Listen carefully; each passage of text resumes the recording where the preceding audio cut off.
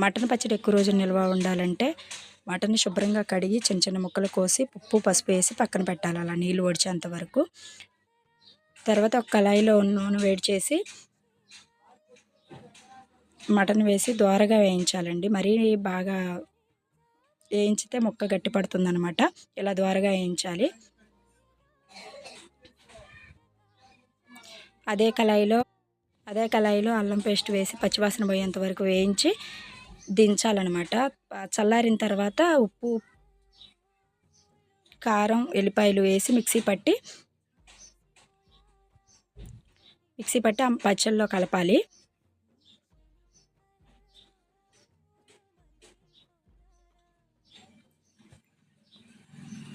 అలా పచ్చళ్ళలో కలపాలన్నమాట. కలిపిన తర్వాత కొంచెం గరం మసాలా పొడి ధనియాల పొడి వేసి కలిపి అంతేనండి, ఎంతో టేస్టీగా ఉండే మటన్ పచ్చడి రెడీ.